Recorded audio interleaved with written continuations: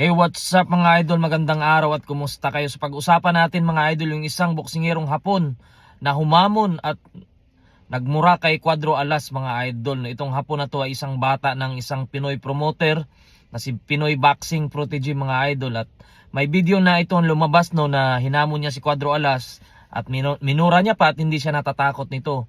Isang bitiranong Hapon na nito mga idol no, at marami na rin siyang talo.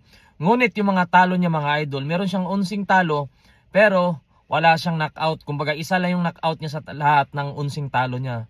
So ibig sabihin nito mga idol, itong Hapon na to ay matibay. At natalo na din ito kay Kamida na tumalo kay Cuadro Alas pero sa decision lang. Siguro tinakbuhan to ni Kamida kaya nanalo si Kamida. At makikita natin yung record mga idol. Meron siyang 32 wins, 20 knockouts. So ibig sabihin may lakas itong Hapon na to.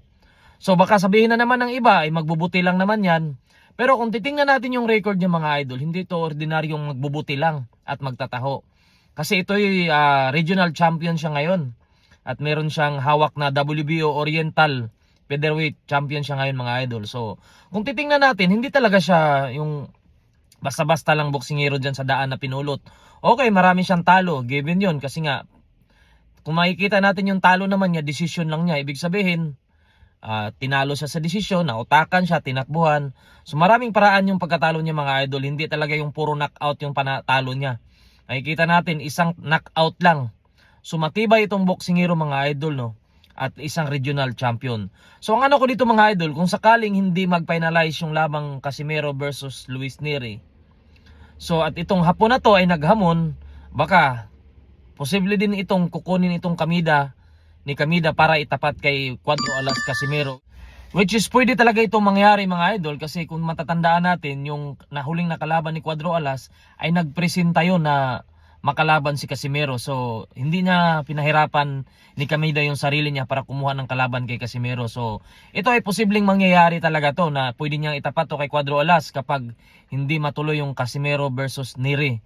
Pero para sa akin mga idol, hindi naman masama to kapag ito yung ipalaban ni Casimero no, kasi kung makikita natin, veterano ito, maganda din naman yung record kahit paano, kahit marami siyang talo, yung mga talo naman niya ay puro decision lang. Para sa akin, hindi to yung sinasabi nilang magbubuti, magtataho.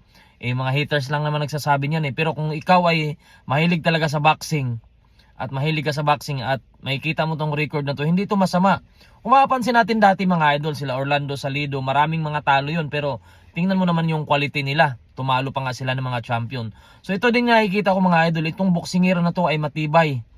At magandang laban ito para kay Casimero kung sakali na hindi matuloy yung laban ni Luis Nery mga idol. Kasi ito, meron siyang pangpaakit dito yung WBO Oriental belt niya. Pangpaakit ito sa ranking mga idol. Kung sakaling matalo siya ni Casimero by knockout, sigurado ranking talaga.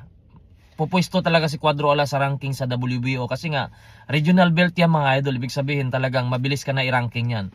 So yun lang mga idol no, para sa akin itong boksingero na to kapag matuloy to na ilaban kay Cuadro Alas, pwede din naman, hindi naman yan magbubuti at magtataho.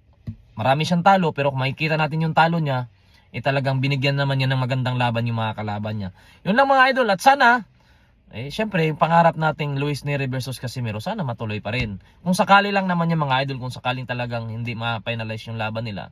So, kung merong ilaban si Kamida, pwede na rin yan kahit papano. Yun lang mga idol, maraming salamat.